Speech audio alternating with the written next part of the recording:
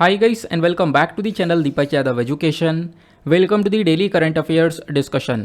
तो गाइज आज की तारीख से जितने भी मोस्ट इंपॉर्टेंट करंट अफेयर्स बनेंगे उन सभी करंट अफेयर्स को हम यहाँ पर डिटेल में डिस्कस करेंगे। ये वीडियो यूपीएससी और स्टेट पीएससी के पॉइंट ऑफ व्यू से काफ़ी ज़्यादा इंपॉर्टेंट होता है। तो चलो शुभारंभ करते हैं, बट उससे पहले अगर आप लोग को इस लेक्चर का पीडीएफ चाहिए तो क्या करना है, नीचे डिस्क्रिप्शन बॉक्स में पीडीएफ लिंक के नाम से एक लिंक मिल जाएगा, वहाँ से आप लोग इस लेक्चर के पीडीएफ को डाउनलोड कर सकते हो। साथ ही साथ अगर आप लोग मुझसे कनेक्ट होना चाहते हो तो नीचे डिस्क्रिप्शन बॉक्स में मेरे इंस्टाग्राम आईडी का लिंक मिल जाएगा, वहाँ पर कनेक्ट होकर आप मुझसे अपनी सारी क्वेरीज को पूछ सकते हो। और आगे बढ़ने से पहले आप सभी लोगों की काफ़ी लंबे समय से डिमांड थी कि वीडियो के अंदर क्वेश्चंस को ऐड कर दो, तो आज से मैं कोशिश करूंगा कि वीडियो के अंदर डेली बेसिस पर इस क्विज़ प्रैक्टिस को भी ऐड किया जाए।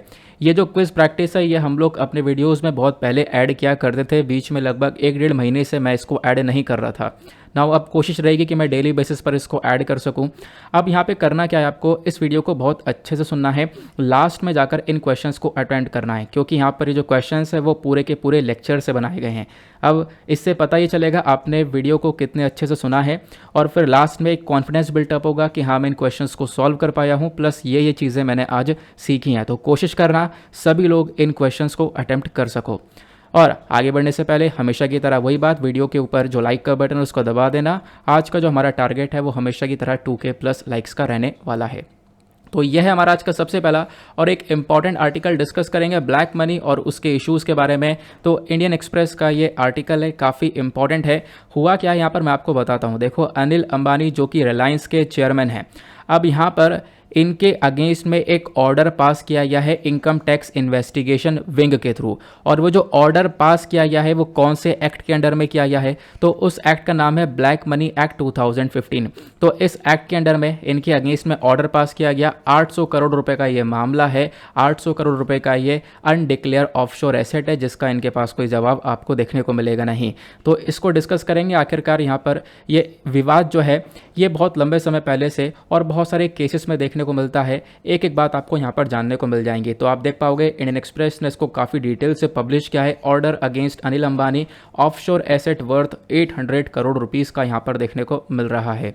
पहले तो हम डिस्कस करते हैं ब्लैक मनी के बारे में। देखो, अब आपसे ये नहीं पूछा जाएगा कि हाँ अनिल अंबानी का कितना एसेट यहाँ पर देखने को मिला, ठीक है, प्लस यहाँ पे ये सारी चीज़ें नहीं पूछी जाएंगी। तो आप लोगों को बिल्कुल ध्यान रखना है, आपको करंट न्यूज़ से अपने स्टैटिक पार्ट को जोड़ना है, क्योंकि स्टैटिक पार्ट आपको बहुत ज़्यादा हेल्प करेगा। वहीं से क्वेश्चन बनते हैं, जैसा आप लोगों ने अब की बार भी देखा होगा, है ना। और एक बात और ध्यान रखना, प्रीलिम्स और मेंस दोनों की तैयारी अलग अलग नहीं होती है, साथ में ही होती है। तो मैं आपको यहाँ पर पूरी तरह से कोशिश करता हूँ कि आपको प्रीलिम्स के साथ साथ हर एक टॉपिक को लेकर मेंस के एस्पेक्ट्स भी कवर करवा सकूँ। जैसे कि अभी हम डिस्कस करेंगे ब्लैक मनी के बारे में। तो सबसे पहली बात, जब बात करते हैं ब्लैक मनी यानी काले धन के बारे में, तो ब्लैक मनी 2 कैटेगरीज के अंदर डिवाइड की गई है। जैसे एक है लीगल एक्टिविटी और दूसरी है इलीगल एक्टिविटी। यानी कि आपने जो पैसा कमाया है वो 2 तरीके से आपने कमाया हुआ होगा, है ना। या तो होगा एक लीगल एक्टिविटी यानी तरीके से आपने पैसा कमाया है लेकिन टैक्स नहीं दिया है सरकार को, तो वो भी यहाँ पर ब्लैक मनी है। ब्लैक मनी बेसिकली क्या है, आपने यहाँ पर सरकार को टैक्स पे नहीं किया, वही पैसा बचा लिया, वो यहाँ पर आपका काला धन कहलाता है। तो एक तो लीगल एक्टिविटी होती है जहाँ पर आपने अच्छे से अपनी यहाँ पर मेहनत से पैसा कमाया है लेकिन टैक्स बचा लिया है। और दूसरा यहाँ पर जो ब्लैक मनी होता है वो होता है इलीगल एक्टिविटी से कमाया हुआ। यानी कि यहाँ पर ये थोड़ा सा ज़्यादा खतरनाक हो जाता है। आप कह सकते हो किसी गुड्स की स्मगलिंग कर कर, फोर्जरी कर कर, ठीक है, या फिर आप कह सकते हो इलीगल माइनिंग कर कर, ये किडनैपिंग कर कर, चोरी कर कर, रॉबरी कर कर, अगर यहाँ पर जो भी पैसे की अर्निंग की गई है वो यहाँ पर इलीगल एक्टिविटी के अंदर आता है, और वो भी यहाँ पर आप कह सकते हो ब्लैक मनी के अंडर में कवर किया जाता है, ठीक है ना। तो इसको ध्यान रखना, ब्लैक मनी के 2 सोर्स हैं, इलीगल और लीगल। ये हम लोगों ने डिस्कस कर लिया है। अभी मैं आपको यहाँ पर बताता हूँ और भी कुछ इंपॉर्टेंट चीज़ें। जैसे कि अभी बात की जा रही है ऑफशोर ट्रस्ट की। तो ये ऑफशोर ट्रस्ट क्या है मैं आपको समझाता हूँ इसके बारे में। होता क्या है, यहाँ पर जो बड़े बड़े लोग हैं, बड़े बड़े बिजनेसमैन हो गए, ये लोग क्या करते हैं, बहुत सारा पैसा हमारे देश के बाहर एक ट्रस्ट बनाकर वहाँ पर पैसा डाल देते हैं, ताकि क्या किया जा सके, हमारी सरकार को ये टैक्स ना दे सकें। क्योंकि इंडिया के अंदर जो टैक्स है वो काफ़ी ज़्यादा लगता है। एग्जाम्पल के तौर पर हम लोग समझें तो जितनी भी अर्निंग है उसका आधा तो टैक्स यहाँ पर पे करना पड़ता है। अगर हम लोग समझें, मान लो एक व्यक्ति ने 100 करोड़ कमाए, कि उसको 45 करोड़ रुपए यहाँ पर टैक्स देना है, तो वो 45 करोड़ रुपए का जो टैक्स है उसको बचाने की कोशिश करेगा, सरकार से वो टैक्स बचाने की कोशिश करेगा। उसी के लिए यहाँ पर ट्रस्ट वगैरह को बना लिया जाता है। तो ट्रस्ट बेसिकली एक अरेंजमेंट होता है जहाँ पर आप कह सकते हो किसी दूसरी कंट्री के अंदर एक ट्रस्ट कंपनी बना दी, नकली फर्जी नाम की कंपनी को खड़ा कर दिया और वहाँ पर आप कह सकते हो अपना इन्वेस्टमेंट दिखा दिया, और इसके बेसिस पर क्या हुआ, सरकार से पैसा बचा लिया और यहाँ पर टैक्स देने से बच गए। तो ये यहाँ पर काम होता है। आई होप आप लोग यहाँ पर इसको समझ रहे होंगे। और इसके लिए आप देख पाओगे काफ़ी बार चैरिटेबल ट्रस्ट के नाम से बड़े बड़े ट्रस्ट बनाए जाते हैं, है ना, कि भाई चैरिटी के लिए ये ट्रस्ट, हम यहाँ पे पैसा डोनेट कर रहे हैं, और वहाँ पर फिर घोटाला हो जाता है। फिर उसके बाद रिलीजियस ट्रस्ट बनाए जाते हैं कि हम लोग यहाँ पर पैसा डोनेट कर रहे हैं, यहाँ पर भी घोटाला हो जाता है। तो इस प्रकार के अलग अलग ट्रस्ट बनाए जाते हैं। लेकिन अब एक क्वेश्चन आता है दिमाग में कि क्या ये भारत के अंदर लीगल है?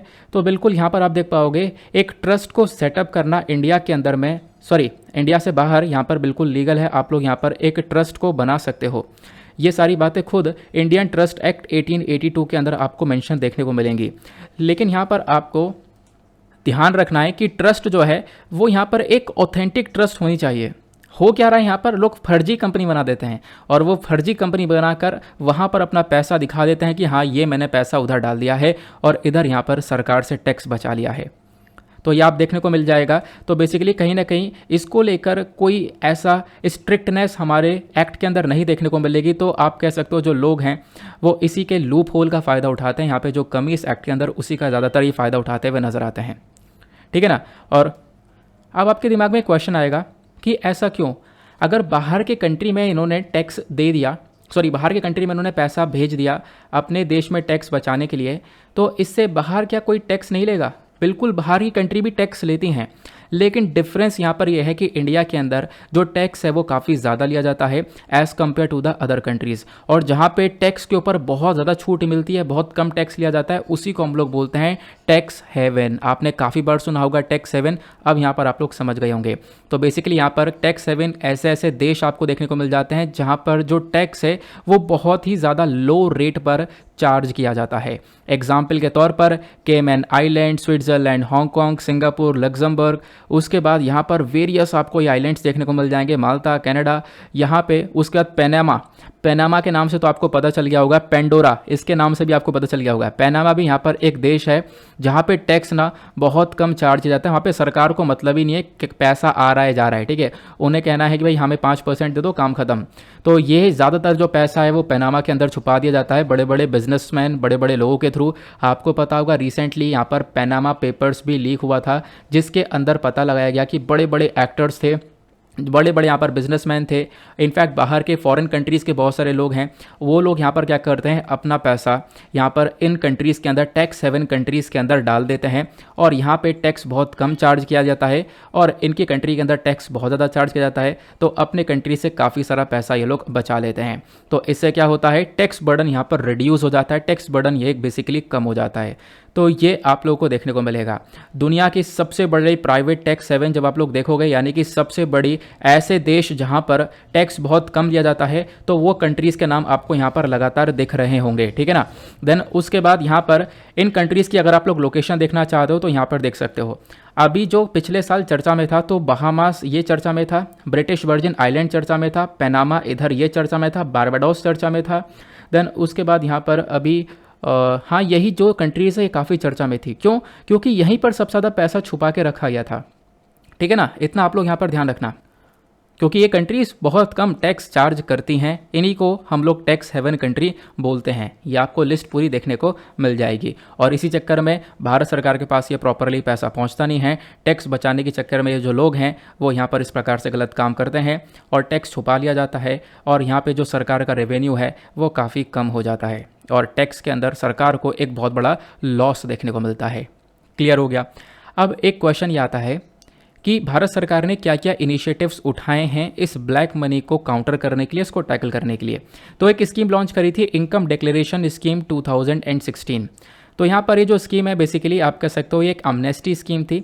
इसको भारत सरकार ने लॉन्च किया ताकि हम लोग क्या कर सकें, जितना भी ब्लैक मनी यहाँ पर दबा के रख रखा है उन ब्लैक मनी को बाहर निकाला जाए। ये यहाँ पर इस स्कीम का फोकस था। ध्यान रखना साल 2016 में इस स्कीम को लेकर आया गया था ताकि ब्लैक मनी को टैकल किया जाए और काफ़ी सारा ब्लैक मनी यहाँ से निकाला भी गया था इस स्कीम के दौरान। देन उसके बाद दूसरा स्टेप यहाँ पे सरकार के थ्रू उठाया गया है 8 नवंबर 2016 में, सबको पता होगा, वो है डीमोनेटाइजेशन। डीमोनेटाइजेशन मतलब यहाँ पर आप कह सकते हो नोटबंदी कर दी गई और इनफैक्ट यहाँ पे जो 500 और 1000 के करेंसी नोट्स थे उनको बंद कर दिया गया, नया करेंसी नोट को लेकर आया गया। तो यहाँ पर भी हमने देखा था कि एक रात के अंदर अंदर बहुत सारा ब्लैक मनी जो है वो कंट्री से निकल कर आया था। तो इस प्रकार से यहाँ पर एक डिमोनेटाइजेशन का स्टेप उठाया गया था। देन उसके बाद यहाँ पे सरकार ने एक और स्टेप उठाया है। ये सारी चीज़ें आप लोग लिख सकते हो, मेंस के अंदर आपको हेल्प कर सकता है। ब्लैक मनी को लेकर एक्ट वगैरह वो सब तो आपके लिए प्रीलिम्स के लिए इंपॉर्टेंट हो जाएगा, जो हमने डिस्कस किया। मेंस के लिए आपसे पूछा जा सकता है कि ब्लैक मनी को कैसे काउंटर किया जा सकता है, सरकार क्या कर रही है काउंटर करने के लिए। तो आपने ये समझ लिया, पहला स्टेप आपने इस स्कीम के बारे में जान लिया। दूसरे स्टेप के अंदर आप लोगों ने देखा डीमोनेटाइजेशन के बारे में। तीसरे स्टेप के अंदर क्या बोला गया कि यहाँ पर सरकार ने मैंडेटरी यानी कंपलसरी कर दिया है पैन कार्ड और आधार कार्ड की लिंकिंग को। तो हर एक व्यक्ति का पैन कार्ड और आधार कार्ड लिंक रहेगा। इससे क्या होगा, इससे हम लोग हर एक व्यक्ति का जो बैंक अकाउंट है उसको ट्रैक कर सकेंगे और जो भी फंडिंग वगैरह है उसके बारे में जान सकेंगे। तो सरकार को यहाँ पर हेल्प मिलेगी कि हम लोग जान सकें कि उस व्यक्ति की जो सोर्स ऑफ इनकम है वो क्या है, वो टैक्स पे कर रहा है या नहीं कर रहा है, वो सारी बातें हम लोग पता लगा सकेंगे। ठीक है ना। और इतनी देर से जो मैं पेंडोरा पेपर कर रहा था वो आप लोग देख पाओगे साल 2021 के अंदर, यानी पिछले साल इंडियन एक्सप्रेस ने पेंडोरा पेपर्स को लीक किया था, जहां पे बोला गया कि बड़े बड़े दिग्गज लोगों ने Seychelles, Cyprus, Hong Kong, Singapore, Switzerland, British Virgin Island, Panama और बेलीज, इन जैसी कंट्रीज़ के अंदर पैसा खूब सारा छुपा के रख रखा था। अलग अलग ट्रस्ट नाम से यहाँ पर अलग अलग ट्रस्ट बना रखे थे, जैसा आप लोग यहाँ पर इन ट्रस्ट के नाम भी देख पा रहे होंगे। ठीक है ना। तो ये क्लियर हो चुका है। आई होप आप लोगों ने ब्लैक मनी को लेकर सारी चीज़ें कवर कर ली हैं, क्या इशू है और कैसे हम लोग इसको टैकल कर सकते हैं, वो हमने यहाँ पर कवरेज किया। नाउ अगले आर्टिकल पर आते हैं। सेकंड आर्टिकल काफ़ी इंपॉर्टेंट होने वाला है और सेकंड आर्टिकल को लेकर आप लोगों ने अभी मेंस आंसर राइटिंग भी लिखी है। काफ़ी कुछ है डिस्कस करने के लिए। तो हुआ क्या है, देखो इशू यह है कि हमारे प्राइम मिनिस्टर ने बैंक के ऊपर थोड़ा सा और जोर डाला है और बैंक के जो चीफ हैं, ठीक है, उनके चेयरमैन से उनसे यहाँ पर बोला गया है कि आप लोन के प्रोसेस को थोड़ा सा आसान कर दो, यानी जो व्यक्ति है वो प्रॉपरली लोन को ले पाए। इस आर्टिकल को जीएस पेपर 3 से आप रिलेट कर पाओगे, इकॉनमी से, और इसके पहला वाला आर्टिकल भी जीएस पेपर 3 से ही आपका रिलेट हो जाएगा। अब यहाँ पे आप देख पाओगे द हिंदू ने इस आर्टिकल को कवर किया है कि हाँ पीएम ने इस प्रकार का स्टेप उठाया।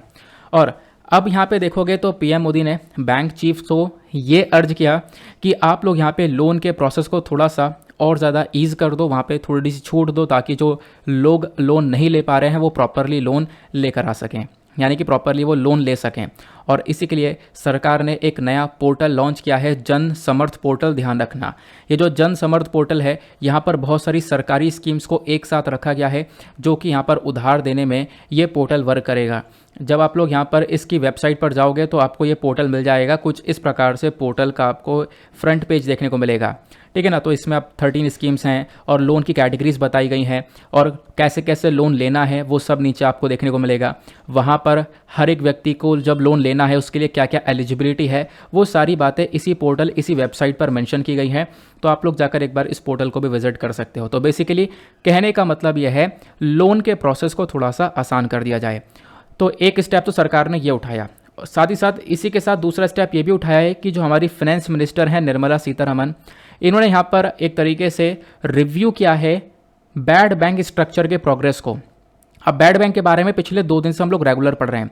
द हिंदू के वीडियो के अंदर हमने कवर किया, इसके ऊपर मैंने आपको मेंस आंसर राइटिंग भी दी थी। अब क्या है, उसके बावजूद भी काफ़ी सारे कमेंट आए, सर एक बार करंट अफेयर के वीडियो के पीडीएफ में इसको प्रोवाइड करवा दूँ। तो मैंने सोचा पीडीएफ के अंदर साथ साथ मैं आप लोगों को यहाँ पर समझा भी दूंगा। तो डोंट वरी, आप लोग यहाँ पर टेंशन फ्री रहो, मैं आपके साथ में यहाँ पर इसको कवर कर दूंगा। तो बैड बैंक स्ट्रक्चर के अंदर यानी कि आप कह सकते हो पहला स्टेप तो ये उठाया गया कि लोन के अंदर थोड़ा सा छूट दिया जाए। दूसरा स्टेप ये उठाया गया कि जो फाइनेंस मिनिस्टर हैं उन्होंने अभी इस पूरे बैड बैंक स्ट्रक्चर को रिव्यू किया है कि प्रॉपरली ये काम करेगा या नहीं काम करेगा, उसको यहाँ पर देखा गया है। पहले हम लोग यहाँ पर जन समर्थ पोर्टल के बारे में जान लेते हैं। ये जो पोर्टल है बेसिकली हमारी सरकार का एक इनिशिएटिव है, जहाँ पे बहुत सारी स्कीम्स को एक सिंगल प्लेटफॉर्म पर लेकर आया गया है। 13 स्कीम्स यहाँ पर एक तरीके से यहाँ पर आप कह सकते हो एक साथ वर्क करेंगी और ये क्या करेंगे, ये यहाँ पर लोन्स देने का काम करेंगे और एक ईजी वे में लोन दिए जाएगा। क्लियर हो गया। इसका मेजर ऑब्जेक्टिव यह है कि हम लोग क्या कर सकें, ग्रोथ और डेवलपमेंट को हम लोग बढ़ावा दे सकें। जो अलग अलग सेक्टर्स हैं वहाँ पे ग्रोथ के ऊपर काम कर सकें और ये काम यहाँ पर इन स्कीम्स के माध्यम से किया जा सकता है। और ये पोर्टल इंश्योर ये भी करेगा कि देखो यहाँ पे हम लोग क्या कर सकें, जो भी यहाँ पर एक्टिविटीज़ आपको देखने को मिल रही हैं, जो भी यहाँ पर प्रोसेसेस देखने को मिल रहे हैं इन स्कीम्स को लेकर, वहाँ पे हम लोग एक एंड टू एंड कवरेज करें। यानी कि अगर आप लोग देखोगे तो इसका मेजर फोकस ये है, हम लोग क्या देखते हैं ना कि अलग अलग सेक्टर्स हैं, तो सभी हमारा एग्रीकल्चर सेक्टर, बिजनेस सेक्टर, बहुत सारे सेक्टर्स हैं, तो उनके लिए यहाँ पर कैसे हम लोग ये लोन प्रोवाइड करवा सकते हैं, वो बेसिकली ये काम करेगा। ठीक है, फिर उसके बाद जो भी बेनिफिशरीज़ वगैरह हैं वो सब जाकर अपनी एलिजिबिलिटी को चेक कर सकते हैं इस पूरे पोर्टल के ऊपर, और अगर एलिजिबल हो पाते हैं तो उसके बाद यहाँ पर वो अप्रूवल ले सकते हैं और उसके बाद यहाँ पर उनको वो लोन दिया जाएगा।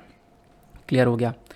तो ये तो यहाँ पर आपने जन समृद्धि पोर्टल के बारे में जान लिया, सॉरी जन समर्थ पोर्टल के बारे में जान लिया। अब एक और सिंपल सी लाइन आप लोग ध्यान रखना, ये जो पोर्टल है ये क्या करेगा, बोरोवर्स को डायरेक्टली कनेक्ट करेगा लेंडर से, यानी कि जो पैसे लेने वाले हैं और जो पैसा देने वाला है इन दोनों को डायरेक्टली कनेक्ट किया जाएगा एक ही प्लेटफॉर्म के ऊपर, तो यहीं से एक लोन मिल जाएगा आप लोगों को। ये इस पोर्टल का मेजर फोकस है।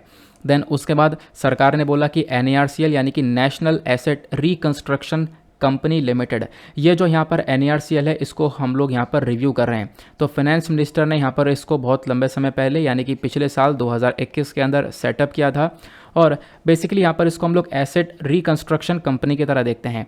मैं आप लोग को समझाता हूँ ये हमने क्यों किया। ये वाला पिक्चर आप लोग देख पा रहे होंगे, अभी हम लोग इस वाले पिक्चर को कवर करेंगे, लेकिन उससे पहले थोड़ा सा हम लोग क्लीनिंग वाले एरिया पर चलते हैं। मैंने एक स्लाइड क्लीन करके रखी थी लेकिन कोई बात नहीं, वो मिल नहीं रही है। चलो कोई बात नहीं, यहाँ पर हमें इतना हिस्सा मिला है समझने के लिए। देखो होता क्या है, यहाँ पर हमारे कंट्री के अंदर बहुत सारा बैड लोन देखने को मिल जाता है। बैड लोन का मतलब क्या है मैं आपको समझाता हूँ कि मान लो यहाँ पर एक बैंक हो गया, और बैंक जो है वो उसका पैसा कैसे आ रहा है, यानी कि बैंक का रेवेन्यू कैसे जनरेट हो रहा है। तो बैंक का रेवेन्यू जनरेट हो पा रहा है क्योंकि आप लोग क्या कर रहे हो, पैसे को डिपॉजिट कर रहे हो। आप हो, मैं हूँ, हम लोग क्या कर रहे हैं, बैंक के अंदर अपना पैसा डिपॉजिट करते हैं, और वही पैसा उठाकर बैंक जो है इंडस्ट्रियलिस्ट को, बिजनेसमैन को यहाँ पर ये पैसा एज अ लोन की फॉर्म में दे दिया जाता है। तो आप कहोगे बैंक कैसे काम करता है, बैंक का कमाई कैसे होती है, तो मैं आपको समझाता हूँ। जब ये पैसा बैंक ने इन इंडस्ट्रियलिस्ट को दिया तो बहुत ज़्यादा हायर इंटरेस्ट पर देता है, यानी कि जब ये लोन ये इंडस्ट्रियलिस्ट बिजनेसमैन बैंक को लौटाएंगे तो इसके ऊपर एक ब्याज देंगे, और वो जो ब्याज दिया जाएगा वो लगभग, सपोज हम लोग बात करते हैं 10% का ये ब्याज देंगे। पैसा तो देंगे, पैसे के ऊपर 10% का ब्याज भी देंगे। और बैंक आपको कितना ब्याज देता है, क्या 10% का देता है? नहीं, बैंक आपको इससे बहुत कम ब्याज देगा, लगभग आपके पैसे पर 5% का ब्याज देगा। अब दोनों के बीच का जो डिफरेंस होगा, यानी कि जो 5% का पैसा होगा वो बैंक का रेवेन्यू हो जाएगा। ठीक है, ये इस प्रकार से बैंक काम करता है। लेकिन अब प्रॉब्लम यहाँ पर यह आती है कि देखो बैंक ने ये जो लोन, आपका पैसा उठाकर लोन की फॉर्म में बैंक ने इन लोगों को दे दिया। अब हुआ क्या, इन लोगों ने वो पैसा डुबा दिया। अब वो पैसा डूब गया और वो सारा पैसा जो लोन की फॉर्म में गया था इनके पास में, वो लोन बैंक के पास वापस से आया ही नहीं, ना लोन आया ना ब्याज आया। इसी को हम लोग क्या बोलते हैं, बैड लोन।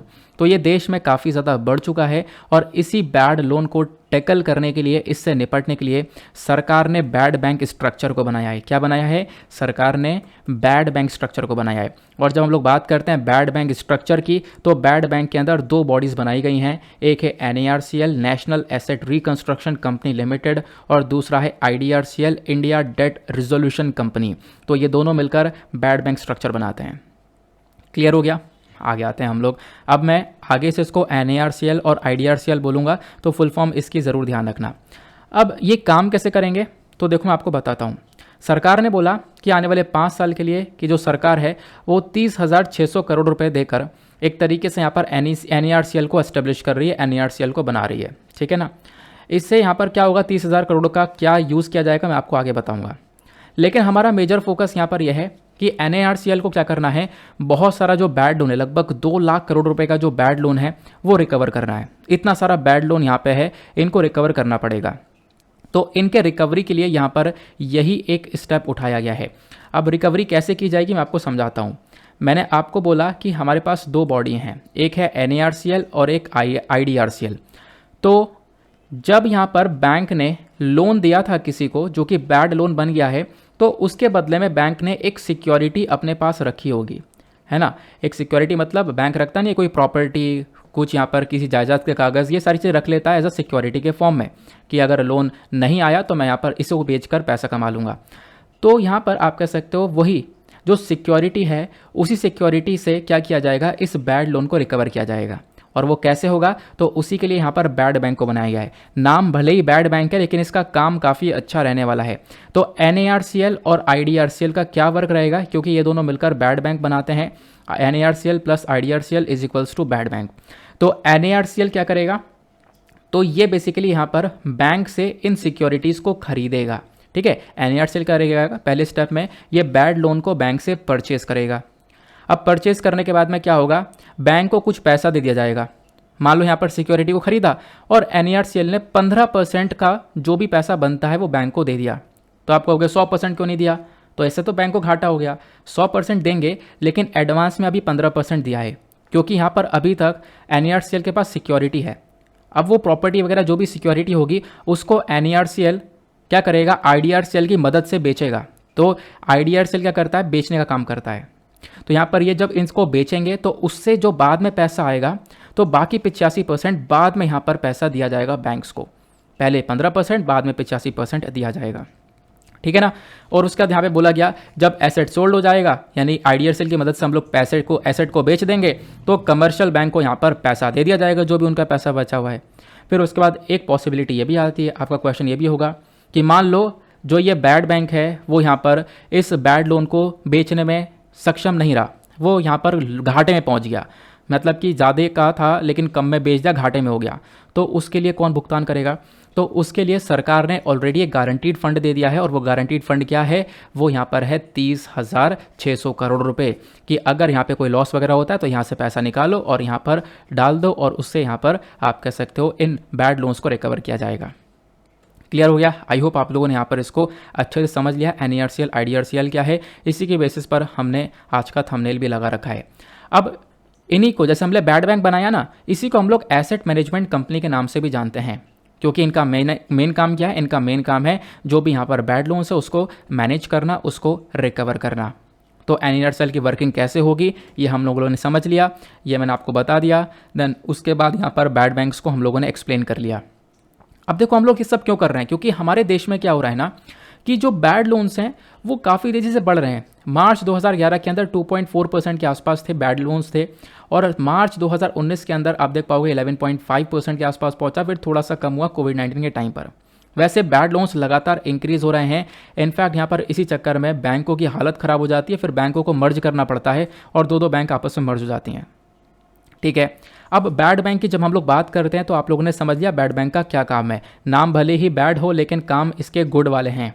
उसके बाद यहाँ पर आप लोगों को ये बहुत ध्यान से सुनना है कि दुनिया का जो पहला बैड बैंक है इसको क्रिएट किया गया था 1988 में US बेस्ड मेलन बैंक के थ्रू। तो मेलन बैंक ने यहाँ पर पहला बैंक क्रिएट किया था। दुनिया का पहला बैंक किसने क्रिएट किया था, US बेस्ड मेलन बैंक ने। फिर उसके बाद में ध्यान रखना NARCL को अप्रूवल मिला RBI से, तो RBI के अंडर में NARCL आता है और ये भारत का पहला बैड बैंक है जो कि इस प्रकार से काम करेगा। आगे आते हैं, ये हम लोगों ने सारी बातें जान ली हैं। बाकी NPA किसको बोलते हैं, तो बैड लोन को NPA बोला जाता है। ठीक है, ये सारी टर्म्स है छोटी छोटी। लोन वही वाला जो रिकवर नहीं हो पाया है, उसी बैड लोन को हम लोग NPA भी बोलते हैं, यानी कि नॉन परफॉर्मिंग एसेट। अब इस NPA का हमारे बैंक के ऊपर क्या इंपैक्ट पड़ता है, क्योंकि मैंने आपको बताया बैंक ने लोन दिया, बैंक के पास वो लोन वापस से नहीं आया, ना ही ब्याज आया ना लोन आया। तो इससे यहाँ पर डायरेक्टली क्या होता है कि बैंक अपने कस्टमर्स को वो इंटरेस्ट वगैरह बहुत नहीं दे पाता। इनफैक्ट आप कह सकते हो कि लोगों का जो पैसा है, क्योंकि लोगों ने, ऑब्वियस सी बात है, बैंक ने लोगों का पैसा उठाकर लोन पर दिया था, तो लोगों का पैसा यहाँ पर कहीं ना कहीं खतरे में पड़ जाता है। तो ये इसका एक इम्पैक्ट पड़ेगा बैंक के ऊपर। क्लियर हो गया। आगे आते हैं अगले आर्टिकल पर। नेक्स्ट आर्टिकल काफ़ी इंपॉर्टेंट होने वाला है, GS पेपर 3 एनवायरमेंट से रिलेट कर सकते हो। आज सारे GS पेपर 3 के आर्टिकल हैं। वर्ल्ड एनवायरमेंट डे के बारे में चर्चा की जा रही है, समझेंगे वर्ल्ड एनवायरमेंट डे क्या है। इस आर्टिकल को आप लोग GS पेपर 3 से रिलेट कर सकते हो। तो यहाँ पे PIB का आर्टिकल है। हुआ क्या है, वर्ल्ड एनवायरमेंट डे का सेलिब्रेशन भी हुआ है, प्लस हमारे PM ने एक इनिशिएटिव को लॉन्च किया है जिसका नाम है लाइफ।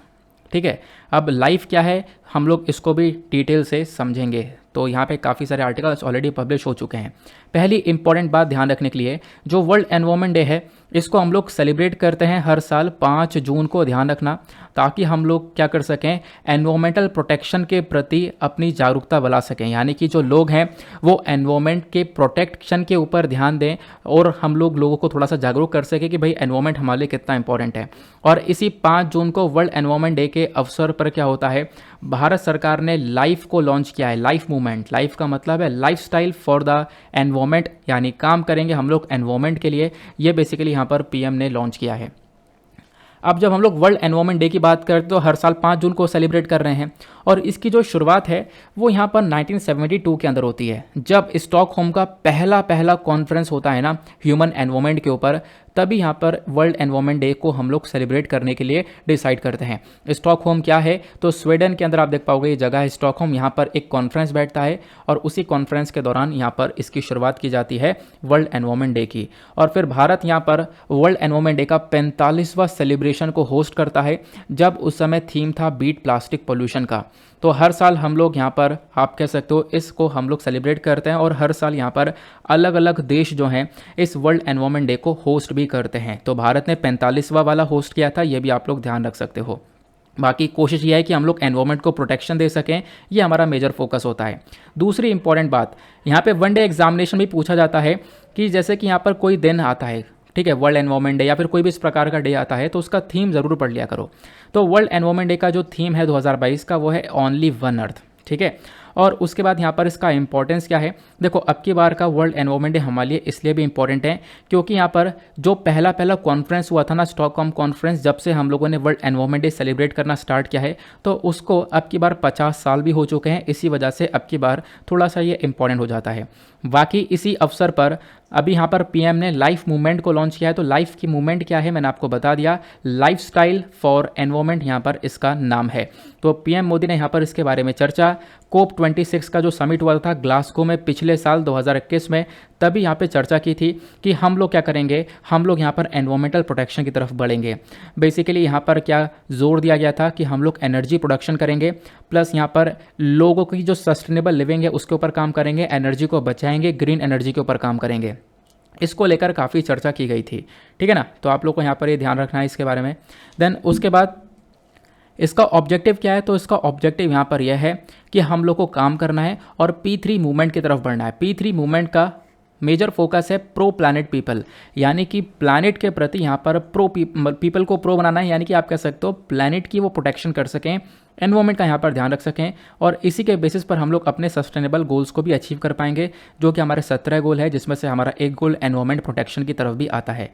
अब भारत जो है एनवायरनमेंट को प्रोटेक्ट करने के लिए क्या क्या एफर्ट्स लगाता है उसके बारे में भी थोड़ी सी बात हम लोग जान लेते हैं। जैसे कि भारत ने काफ़ी सारे एफर्ट्स लगाए हैं जिसकी वजह से हमारे देश में फॉरेस्ट कवर बढ़ा है, यानी जंगल का एरिया थोड़ा सा बढ़ता हुआ नजर आया है। थोड़ा सा इंक्रीमेंट हुआ है, ज़्यादा नहीं। जैसे हम लोग देखें तो साल 2021 के अंदर भारत के अंदर जो जंगल का एरिया है वो लगभग 21.7% तक एरिया कवर हुआ है। उससे पहले 2019 के अंदर ये 21.67% था और 2017 के अंदर ये 21.54% था। तो अभी थोड़ा सा इंक्रीमेंट हुआ है फॉरेस्ट कवर के एरिया में। देन उसके बाद भारत ने एक और स्टेप उठाया है, इलेक्ट्रिसिटी कैपेसिटी को इंस्टॉल कर लिया है। यहाँ पे भारत का एक मेजर फोकस यह है कि हम लोग क्या कर सकें, लगभग 40% का जो इलेक्ट्रिसिटी जो बिजली है उसको हम लोग नॉन फॉसिल फ्यूल से बनाएं, यानी कि ऐसी बिजली बनाएं जिससे कि कोई भी पोल्यूशन ना हो। फिर उसके बाद अभी भारत ने एक और मेजर चीज़ को अचीव कर लिया है, वो यह है इथेनॉल ब्लेंडिंग। लगभग हम लोग 10% की इथेनॉल ब्लेंडिंग ऑलरेडी अचीव कर चुके हैं। हालांकि नवंबर 2022 तक अचीव करना था, 5 महीने पहले ही हम लोगों ने इस टारगेट को अचीव कर लिया है। अब आगे हमारा फोकस ये है कि इसको हम लोग 10% से 20% कर देंगे। इथेनॉल ब्लेंडिंग में क्या होगा, पेट्रोल के अंदर इथेनॉल को मिलाएंगे और इससे यहाँ पर क्या होगा, पेट्रोल की खपत कम हो जाएगी, पेट्रोल का कंजम्पशन कम हो जाएगा और पेट्रोल हम लोग फिर कम खरीदा करेंगे और यहाँ पे काफ़ी सारा पैसा हमारा बचा करेगा। क्लियर हो गया। फिर उसके बाद भारत ने काफ़ी सारे रिन्यूएबल एनर्जी टारगेट रख रखे हैं। यहाँ पे आप कह सकते हो हम लोगों ने काफ़ी सारे टारगेट रखा है कि जो भी हम लोग एनर्जी को जनरेट करेंगे वो हम लोग बेसिकली अपने विंड एनर्जी से जनरेट करेंगे, सोलर एनर्जी से जनरेट करेंगे। ये हमारा एक मेजर फोकस आपको देखने को मिल जाता है। और इसी चक्कर में जब हम लोग बात करते हैं तो विंड पावर कैपेसिटी में भारत चौथा लार्जेस्ट देश है जिसने सबसे ज़्यादा एनर्जी को जनरेट किया है विंड के पावर से, यानी कि हवा के माध्यम से। फिर उसके बाद में हम लोग अपने एनवायरनमेंट को प्रोटेक्शन देने के लिए और भी बहुत सारे इनिशिएटिव्स लेकर चलते हैं, जैसे कि नेशनल एफोरेस्टेशन प्रोग्राम जहां पर पेड़ लगाने के बारे में चर्चा की जाती है, national mission for green India, then उसके बाद national biodiversity action plan, then rural livelihood scheme. इसको थोड़ा सा मतलब थोड़ा बहुत ध्यान रख सकते हो। क्यों? क्योंकि मेंस में आपने देखा होगा प्रीवियस ईयर क्वेश्चंस को होता क्या है, जब क्वेश्चन पूछ लिया जाता है एनवायरमेंट प्रोटेक्शन को लेकर तो साथ ही साथ ये भी पूछ लिया जाता है कि सरकार के कौन कौन से इनिशिएटिव्स हैं, लास्ट में डिस्कस करना कि सरकार ने क्या कदम उठाए हैं। तो ये सारे इनिशिएटिव्स आप लोग यहाँ पर डाल सकते हो। आगे आते हैं। अब यहाँ पर देख पाओगे इंडिया ने लगभग 20 मिलियन तक का जो हेक्टेयर का ज़मीन है वहाँ पर पेड़ लगाए थे। और उसके बाद नरेंद्र मोदी सरकार ने यहाँ पर प्लान किया है कि हम लोग एनवायरनमेंट के ऊपर लगभग 6.2 बिलियन तक का रुपया खर्चेंगे। तो ये तो सारी बात हो गई हमारी वर्ल्ड एनवायरनमेंट डे को लेकर। अगले आर्टिकल पर आते हैं। नेक्स्ट एक और बहुत ज़्यादा इंपॉर्टेंट आर्टिकल है, प्रधानमंत्री आवास योजना, एक स्कीम के बारे में चर्चा की जा रही है। और जो गवर्नमेंट स्कीम है ये बहुत इंपॉर्टेंट है, आप लोगों को ध्यान रखना है। अभी इस स्कीम के अंदर कुछ दिक्कतें आ रही हैं वो हम समझेंगे। इस आर्टिकल को जीएस पेपर 2 से रिलेट कर सकते हो। सिलेबस के अंदर वेलफेयर स्कीम्स डायरेक्टली यूपीएससी ने एक टॉपिक दे रखा है, ठीक है ना। तो आप देख पाओगे द हिंदू का आर्टिकल है। हुआ क्या है यहाँ पर, अभी जो ये स्कीम है इसके अंदर काफ़ी सारी दिक्कतें देखने को मिल रही हैं। प्रधानमंत्री आवास योजना को जब आप देखोगे तो इनकी एक प्रॉपर वेबसाइट है, वेबसाइट को भी जाकर आप लोग विजिट कर सकते हो अगर आप लोग को एक ऑथेंटिक इन्फॉर्मेशन चाहिए तो यहाँ पे बात करते हैं प्रधानमंत्री आवास योजना। आवास योजना बात करता है कि लोगों को हम लोग एक पक्का घर दे सकें, ठीक है, एक पक्का घर प्रोवाइड करवा सकें गरीब लोगों को।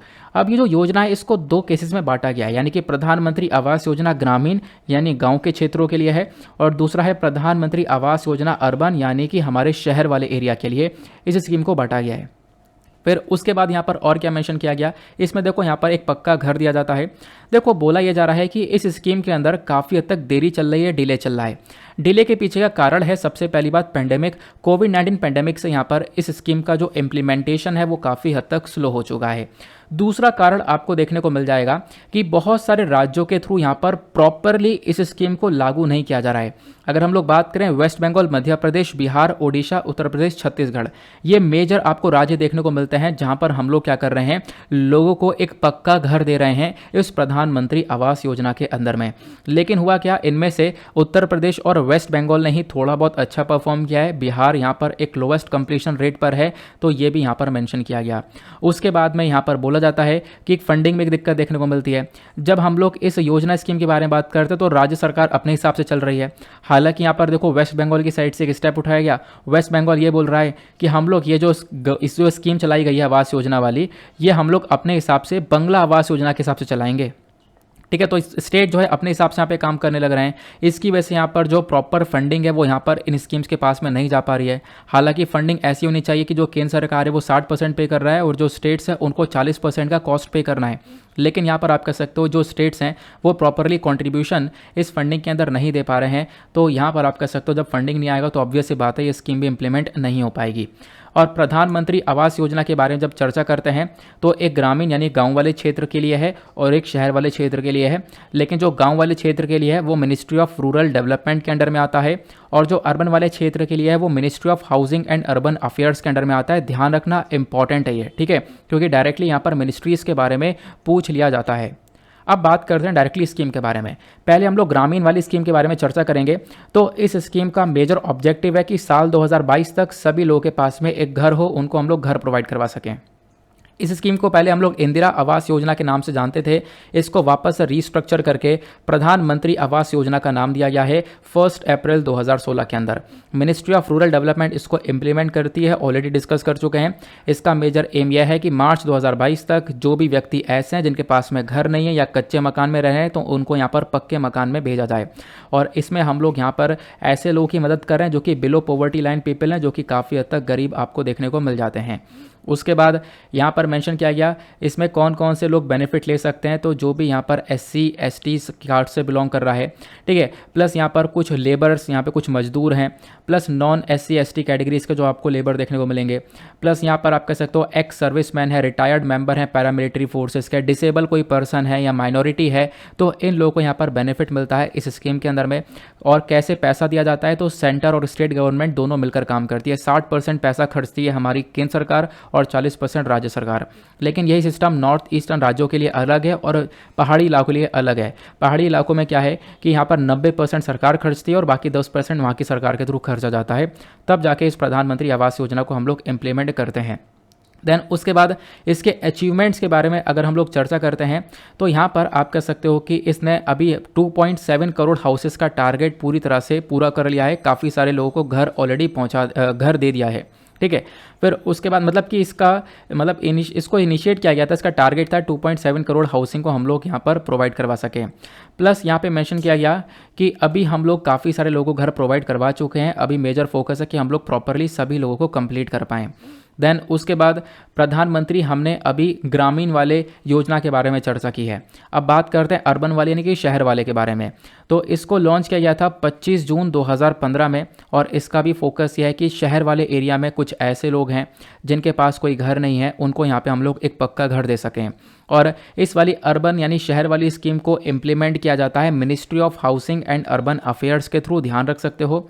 इसके फीचर्स के बारे में अगर हम लोग चर्चा करें तो बेसिकली ये बात करता है कि जो शहर के अंदर यहाँ पे घरों का शॉर्टेज हो पाया है, जो पुअर पीपल यहाँ पर देखने को मिलेंगे, स्लम ड्वेलर्स देखने को मिल रहे हैं, ठीक है, तो उनको हम लोग एक पक्का घर दे सकें। और ये जो मिशन है ये शहर के एरिया में सभी एरिया को कवर करता है, चाहे वो स्टैचुरी टाउन हो, चाहे वो डेवलपमेंट अथॉरिटीज़ हो, सभी एरिया को यहाँ पर कवर किया जाता है। बाकी यहाँ पर जितने भी घर आपको इस प्रधानमंत्री अर्बन एरिया में देखने को मिलते हैं, यहाँ पे इस घर के अंदर टॉयलेट, वाटर सप्लाई, इलेक्ट्रिसिटी और किचन जैसी फैसिलिटीज़ भी प्रोवाइड करवाई जाती हैं। कौन कौन सी व्यक्ति इसके बेनिफिट ले सकते हैं, लेकिन उससे पहले ये जान लो जो ये शहर वाला मिशन लेकर आया गया है, इसका मेजर फोकस ये है कि वेमेन एम्पावरमेंट को भी हम लोग प्रमोट कर सकें। तो आप कहोगे इस स्कीम से वेमेन एम्पावरमेंट को कैसे प्रमोट किया जा सकता है, तो यहाँ पे जो भी घर दिया जाएगा जिस भी व्यक्ति को, उस घर का जो एक तरीके से वो घर जो है वो महिला के नाम में किया करके दिया जाएगा, या फिर कोई जॉइंट नेम में होगा, किसी मेल के नाम में यहाँ पर उसको नहीं दिया जाएगा। फिर उसके बाद यहाँ पे एक तरीके से आप कह सकते हो प्रेफरेंस जो देखने को मिलेगा, यानी किन किन लोगों को कवर किया जाएगा। जो एबल्ड पर्सन है, सीनियर सिटीजन हो गए, SC ST OBC minority, single women, transgender, other weak और वल्नरेबल जो सेक्शंस होंगे, और भी जो कमज़ोर लोग, अन्य कमज़ोर लोग होंगे समाज के अंदर, उन सभी लोगों को यहाँ पर कवर किया जाएगा इस पर्टिकुलर स्कीम के अंदर में, ठीक है ना। तो आप लोगों ने यहाँ पर इस प्रधानमंत्री आवास योजना के बारे में भी जान लिया है। आगे आते हैं अब उसके बाद अगले आर्टिकल पर। नेक्स्ट आर्टिकल भी काफ़ी ज़्यादा इंपॉर्टेंट होने वाला है एग्जामिनेशन के पॉइंट ऑफ व्यू से। एक नया कॉन्सेप्ट आ चुका है, मलेरिया से लड़ना है तो आर्टिफिशियल लाइट का हम इस्तेमाल कर सकते हैं। एक नया सा कॉन्सेप्ट है जो कि काफ़ी इंपॉर्टेंट है। मलेरिया इस वाले मच्छर से होता है, अभी मैं आपको इसके बारे में डिटेल से बताऊंगा। इस आर्टिकल को आप लोग GS पेपर 2 हेल्थ से रिलेट कर सकते हो। ये डाउन टू अर्थ का आर्टिकल भी देखने को मिलेगा इसके ऊपर कि हाँ भाई आर्टिफिशियल लाइट की वजह से क्या हुआ है, यहाँ पे हम लोग मलेरिया को कंट्रोल कर सकते हैं। आर्टिफिशियल लाइट एक नया तरीका हो सकता है। तो इसको लेकर स्टडी का एक डिमॉन्स्ट्रेशन हुआ, अच्छे से यहाँ पर स्टडी कंडक्ट करी गई है। फिर उसके बाद में यहाँ पर प्रॉपरली बताया ये गया कि जो मेलाटोनिन हार्मोन होता है, ठीक है, ध्यान रखना मेलाटोनिन हार्मोन क्या है, ये बेसिकली एक जीन है। जो आप लोग सोते हो ना, स्लीप साइकिल जो आपकी होती है, 8 घंटे सो रहे हो बाकी टाइम जग रहे हो, तो स्लीप अवेक साइकिल जो है वो यहाँ पर मेलाटोनिन हार्मोन की वजह से ही हो पाती है। तो ये जो हार्मोन होता है यही यहाँ पर आपकी स्लीप अवेक साइकिल को रेगुलेट करता है, कब सो रहे हो कब जाग रहे हो। तो इस पूरी साइकिल को रेगुलेट करने के लिए ये हार्मोन यहाँ पे रिस्पॉन्सिबल होता है। ध्यान रखना, आपसे क्वेश्चन बन सकता है। फिर उसके बाद बताया गया ये जो हार्मोन है ये आपको प्लांट्स और एनिमल्स दोनों के अंदर देखने को मिलेगा। अब होता क्या है, जो स्लीप साइकिल है लोगों का वो यहाँ पर चेंज हो जाता है अगर आर्टिफिशियल लाइट का यूज़ किया जाए तो। यानी कि अगर आर्टिफिशियल लाइट का हम लोग ज़्यादा यूज़ करने लगे तो यहाँ पर क्या होगा, लोगों का स्लीप साइकिल चेंज हो जाता है। आज के टाइम पर 80% तक जो दुनिया है, यानी कि दुनिया भर की जो पॉपुलेशन है उसका 80% वो आर्टिफिशियल लाइट के अंदर रहते हैं। यानी कि जो आपने बल्ब वगैरह जला रखे हैं आर्टिफिशियल लाइट के अंदर हम लोग यहाँ पर रह रहे हैं। तो ये आर्टिफिशियल लाइट यहाँ पर एक बुरा इम्पैक्ट भी डालती है और डायरेक्टली यहाँ पर स्लीप साइकिल को अफेक्ट करती है, ऐसा बताया गया। तो इसी आर्टिफिशियल लाइट की मदद से हम लोग मलेरिया को टैकल कर सकते हैं। तो कैसे किया जा सकता है, तो समझते हैं इसको। यहाँ पे ये बोला गया कि देखो, मलेरिया फैलाने वाला एक मच्छर आपको देखने को मिलता है जिसका नाम है एनोफिलिस। तो एनोफिलिस मॉस्किटो ये है, इसी की वजह से यहाँ पर मलेरिया फैलता है। अब आर्टिफिशियल लाइट से हम लोग क्या कर सकते हैं, देखो सबसे इंपॉर्टेंट बात आपको ध्यान रखना है, ये जो मच्छर है ना, ये रात के समय यहाँ पर इंसान को काटता है।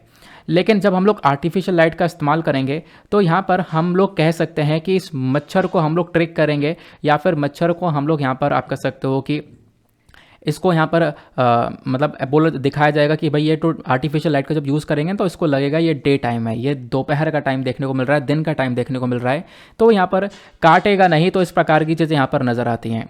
फिर उसके बाद बताया गया कि एक लाइट एमिटिंग डायोड यानी कि जो एलईडी होती है, यहाँ पर आप कह सकते हो जो एलईडी है ये कहीं ना कहीं इस चीज़ को डिले कर सकती है। एलईडी यानी इस आर्टिफिशियल लाइट का एक बहुत बड़ा रोल देखने को मिलेगा इस मच्छर को टैकल करने के लिए, ठीक है। इस मच्छर से जो मलेरिया फैल रहा है उस मलेरिया को टैकल करने के लिए इस एलईडी का एक बहुत बड़ा रोल हो सकता है। लेकिन अभी इसके अंदर काफ़ी सारे चैलेंजेस भी हैं। चैलेंजेस क्या हैं, अभी तक यहाँ पर इसके बारे में कोई भी चीज़ क्लियर नहीं हो पाई है कि हाँ कैसे मलेरिया इन्फेक्शन कम हो पाएगा। पहला चैलेंज तो यह है। दूसरा, यहाँ पे हमने ये जो पूरा का पूरा डेमोन्स्ट्रेशन है वो एक लेबोरेटरी के अंदर करके देखा है, लेकिन जब इसको वाकई में रियल लाइफ में इंप्लीमेंट करेंगे तो इसका इम्पैक्ट दूसरा होगा। प्लस एलईडी जब हम लोग लाइट जलाए रखेंगे तो एलईडी का एक नेगेटिव इम्पैक्ट पड़ सकता है ह्यूमन हेल्थ के ऊपर, ठीक है। उनकी स्लीप भी यहाँ पर डिस्टर्ब हो सकती है, तो ऐसा बताया गया। तो रात में भले मच्छर काट रहे हो, उससे मलेरिया फैल रहा हो, लेकिन आर्टिफिशियल लाइट से हम लोग उस मच्छर को रोक सकते हैं, मलेरिया फैलने से रोका जा सकता है, लेकिन उस लाइट का ह्यूमन बींग्स के ऊपर भी एक बुरा इम्पैक्ट पड़ेगा। अब यहाँ पे मलेरिया के बारे में थोड़ी सी बातें जान लेते हैं। मलेरिया यहाँ पर अपने आप में एक जानलेवा बीमारी देखने को मिलती है जो कि मच्छर से होती है, लेकिन ध्यान रखना मच्छर यहाँ पर एक प्लाज्मोडियम पैरासाइट का यूज़ करता है। ये जो प्लाज्मोडियम पैरासाइट है यही एक कारण है मलेरिया के पीछे का, तो क्वेश्चन आपसे बन सकता है। और जो मलेरिया है ये सबसे ज़्यादा आपको ट्रॉपिकल और सब ट्रॉपिकल एरियाज़ के अंदर देखने को मिलेगा, अफ्रीका, साउथ अमेरिका और यहाँ पे साथ ही साथ एशिया के अंदर, जहाँ पे गर्मी काफ़ी ज़्यादा आप लोग को देखने को मिल जाती है। फिर उसके बाद यहाँ पर मेंशन किया जाता है ये जो पैरासाइट है यानी प्लाज्मोडियम पैरासाइट जिससे कि मलेरिया हो रहा है, ये यहाँ पर फीमेल मच्छर एनोफिलिस मॉस्किटो के काटने से फैलता है। और अगर ये पैरासाइट एक इंसान के बॉडी के अंदर पहुँच जाए तो वो मल्टीप्लाई होने लगता है, दोगुना होने लगता है, और इसी की वजह से आप कह सकते हो ये आपके रेड ब्लड सेल्स को अटैक करता है और उसी के साथ में यहाँ पर इससे इंसान की जान भी जा सकती है। अब ये जो पैरासाइट है बेसिकली 5 प्रकार के होते हैं, लेकिन आपको 2 के बारे में ध्यान रखना है। 2 की काफ़ी चर्चा होती है, एक है प्लाज्मोडियम फैल्कीपेरम और दूसरा है प्लाज्मोडियम वाइवैक्स। ये सबसे ज़्यादा खतरनाक हैं। अगर यहाँ पर बात करें किसी को मलेरिया हो गया है तो क्या क्या लक्षण देखने को मिल सकते हैं, उसके अंदर बुखार हो सकता है, फ्लू जैसी बीमारियां हो सकती हैं, या फिर उसका शरीर कांप रहा है, सर में दर्द हो रहा है, मसल के अंदर दर्द हो रहा है, ये सारी चीज़ें देखने को मिल जाती हैं। लेकिन यहाँ पर एक खास बात यह भी है कि मलेरिया को प्रिवेंट किया जा सकता है, यानी कि मलेरिया को ठीक किया जा सकता है। ये इसकी एक अच्छी बात देखने को यहाँ पर मिल जाती है, ठीक है ना। इतना आपको यहाँ पर क्लियर हो चुका है। सिम्टम्स के बारे में हम लोगों ने डिस्कस कर लिया। देन उसके बाद इसको लेकर कोई वैक्सीन है क्या, तो यहाँ पे हम लोग एक वैक्सीन का नाम लेते हैं जिसका नाम है मॉस्क्यूरिक्स। ध्यान रखना, मॉस्क्यूरिक्स वैक्सीन का इस्तेमाल किया जाता है इस मलेरिया को टैकल करने के लिए। देन उसके बाद दुनिया भर के अंदर अगर हम लोग सिनेरियो देखें मलेरिया का, तो पहले तो इसके केसेस थोड़े से कम हुए थे, लेकिन बाद में इसके केसेस लगातार बढ़ते हुए नजर आए हैं। साल 2020 की अगर हम लोग जब बात करते हैं तो दुनिया भर में लगभग 240 मिलियन के आसपास केसेस देखने को मिले हैं, और जिसमें से 6 लाख लोगों की डेथ हुई है सिर्फ और सिर्फ इस मलेरिया से। और अफ्रीका के अंदर आप कह सकते हो दुनिया का सबसे बड़ा जो बर्डन है बीमारी का, वो यहाँ पर मलेरिया देखने को मिलेगा। और इसी के साथ में इंडिया के अंदर भी इसी प्रकार की सिचुएशन है, मलेरिया के केसेस काफ़ी ज़्यादा आते हैं और इनफैक्ट यहाँ पर लोगों की डेथ भी होती है। अब यहाँ पे आप लोग देख सकते हो कि ये कुछ चार्ट दिया गया है। इस चार्ट के अंदर मेंशन किया गया है कि मलेरिया कहाँ कहाँ पर आपको देखने को मिल जाएगा, उनकी क्या क्या कंडीशन है हिस्ट्री के बेसिस पर, यानी कि पहले के पिछले सालों में कब कब यहाँ पर देखने को मिल रहा था। तो कुछ ज़्यादा खास बात नहीं है, उसको आप लोग स्किप भी कर सकते हो।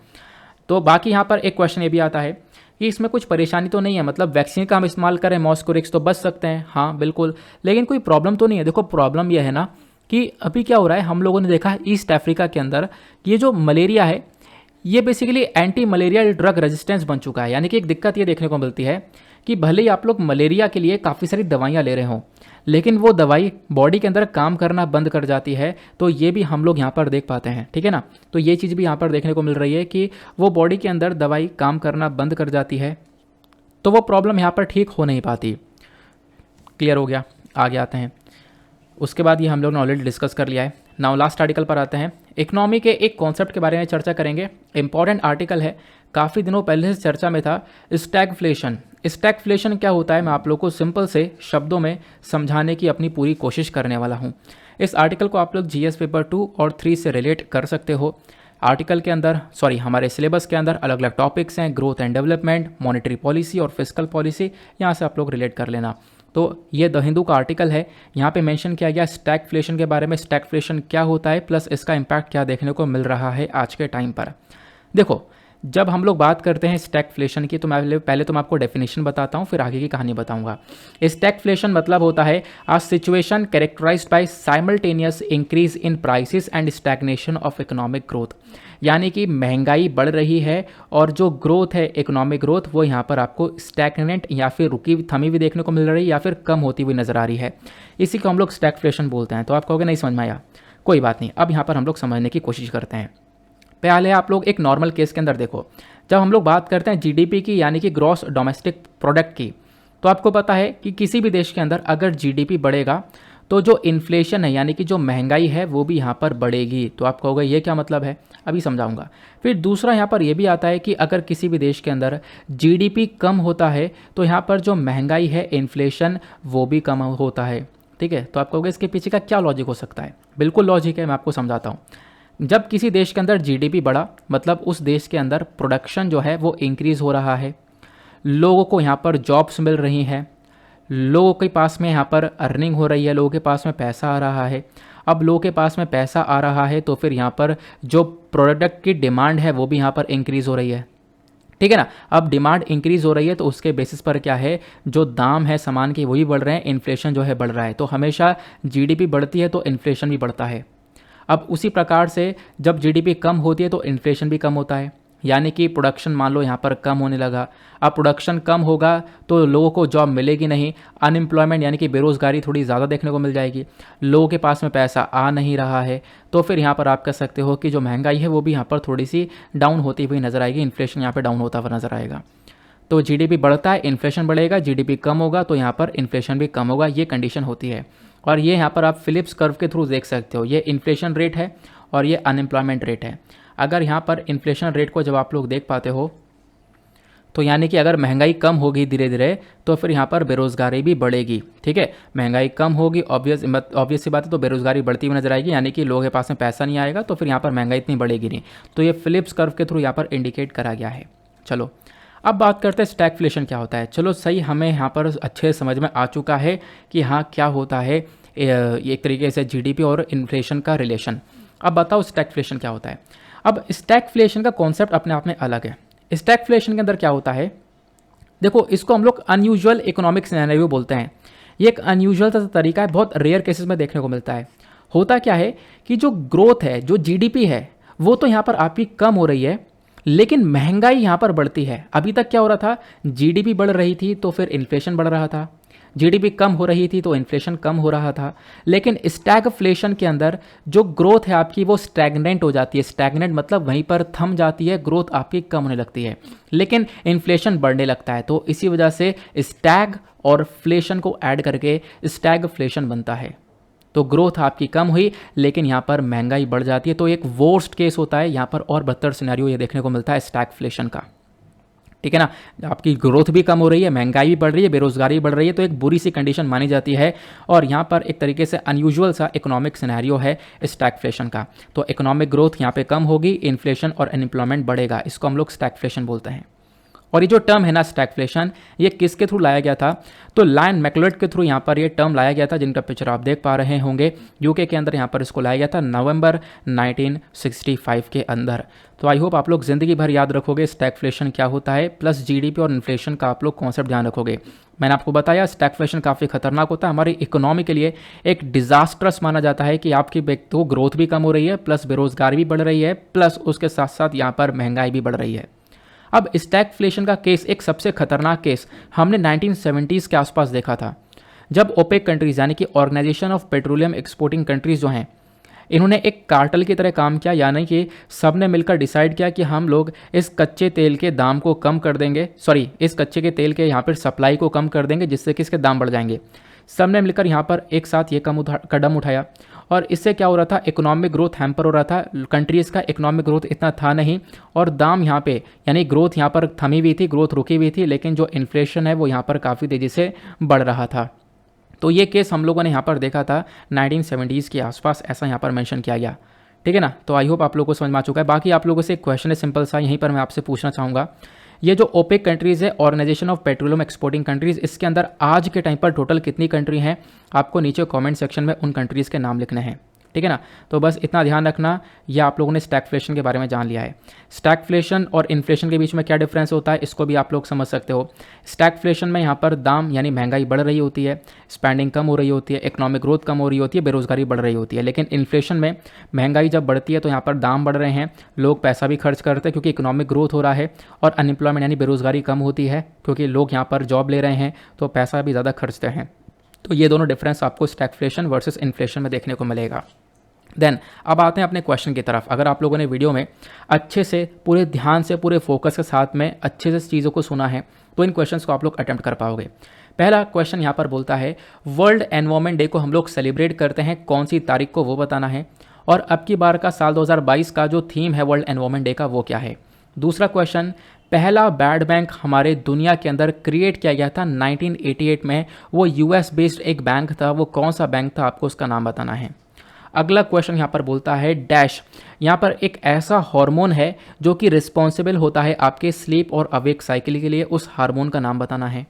अगला क्वेश्चन, मलेरिया जो है यहाँ पर एक जानलेवा बीमारी है जो कि मच्छर से फैलती है, लेकिन इसके पीछे एक पैरासाइट होता है, उस पैरासाइट का नाम बताना है।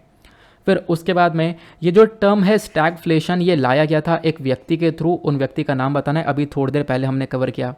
फिर लास्ट क्वेश्चन, जो ये स्टैगफ्लेशन है इसका मतलब यहाँ पर क्या होता है।